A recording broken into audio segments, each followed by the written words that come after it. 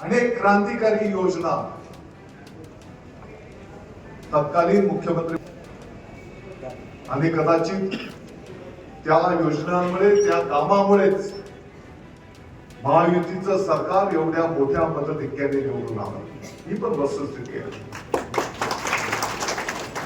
त्याच्यामध्ये क्रांतिकारी योजना मुख्यमंत्री माझी लाडकी बहीण योजना.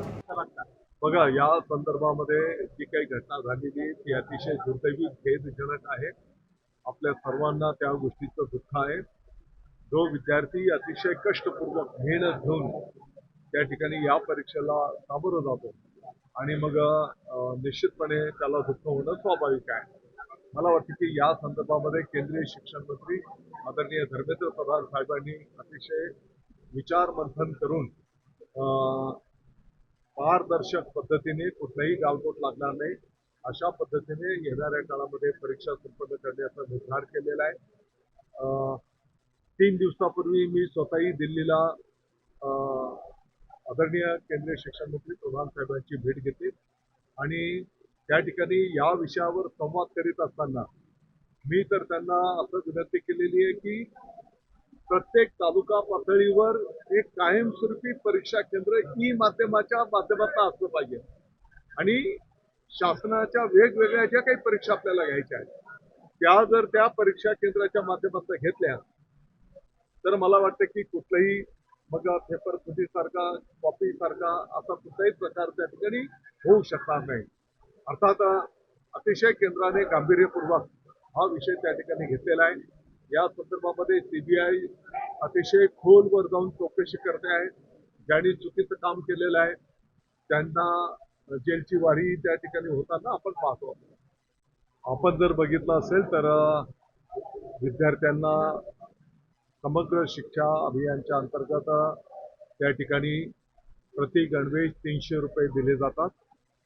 अपेक्षा अशी आहे की स्थानिक पातळीवरचे मुख्याध्यापक महोदय, शाळा व्यवस्थापन समिती या माध्यमातून स्थानिक पातळीवर त्या ठिकाणी विद्यार्थ्यांच्या मोजमापप्रमाणे विद्यार्थ्यांच्यासाठी गणवेश घेतला गेला पाहिजे, शिवून घ्यायचा. स्थानिक पातळीवरचे महिलांचे जे बचत गट असतील त्यांच्या माध्यमातून तो गणवेश शिवून घ्यायचा.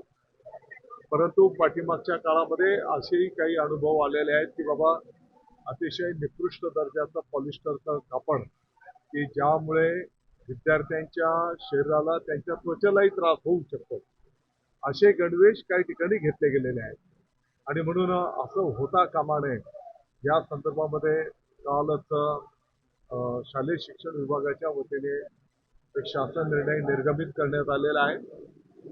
या शासन निर्णयाच्या माध्यमातून त्या जिल्ह्याचे जिल्हाधिकारी, त्या जिल्ह्याचे मुख्य कार्यकारी अधिकारी सीओ आणि पोलीस अधीक्षक यांच्या समितीच्या मार्गदर्शनाखाली या ठिकाणी प्रत्येक शाळेचा गणवेश त्या ठिकाणी अपेक्षित आहे.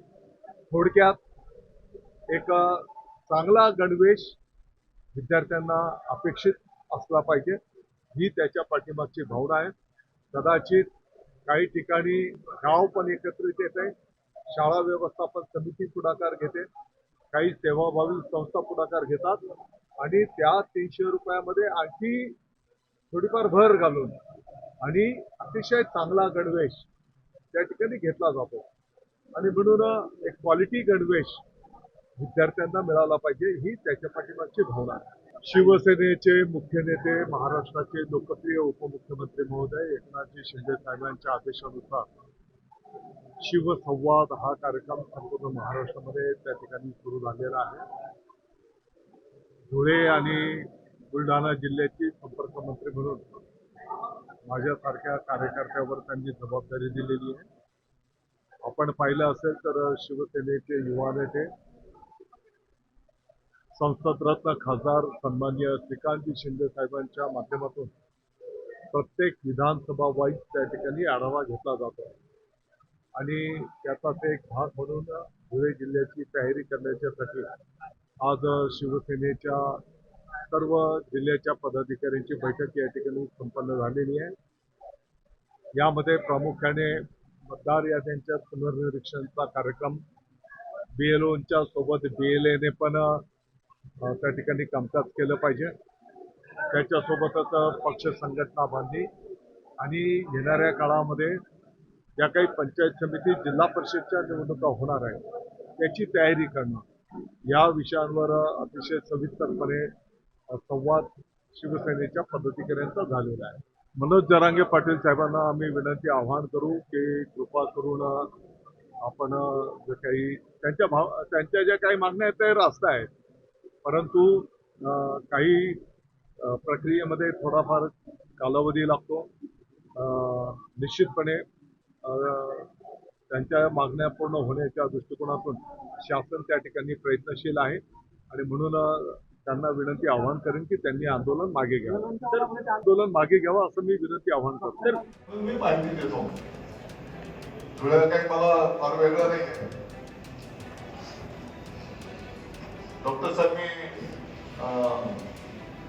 80 ते 79 ते 83 धुळ्याला शिकायला पण होतो आणि पाठीमागच्या काळामध्ये एक मित्र शिवसैनिक म्हणून आपण सगळ्यांनी सोबत काम पण केलेलं आहे. आपण एकमेकांना ओळखतो आणि म्हणून BLA काम करतो आहे की नाही करत याची माहिती पक्षाला कळणार आहे. जो ऍप BLA ला दिला जाणार आहे, BLA साठी माननीय एकनाथजी शिंदे साहेब आपल्याला माहिती आहे कार्यकर्त्यांना जसं आता सांगितलं कोण एक तालुका प्रमुखाचं काय झाले तर तात्काळ त्याच्यासाठी अशा हजारो लाखोच्या सुखदुःखाच्या गोष्टी हे पक्षाला ऑटोमॅटिक करणार आहे. त्या ऍपच्या माध्यमातून त्याची नोंद तिकडे होणार आहे. मग आता तुम्ही ठरवून घ्या, ज्याला वेळ असेल, ज्याला आवड असेल, ज्याला वाटते की मला पक्षासाठी चांगलं काम करून दाखवायचं आहे आणि साधी सरळ गोष्ट आहे, ते रेकॉर्ड बोलणार आहे. जो पक्षासाठी काम करतो तो ऍक्ट सांगणार आहे की याने पक्षासाठी खूप चांगलं योगदान दिलेलं आहे. त्याचा सन्मान करण्याची जबाबदारी माननीय एकनाथजी शिंदे साहेब करणार आहे.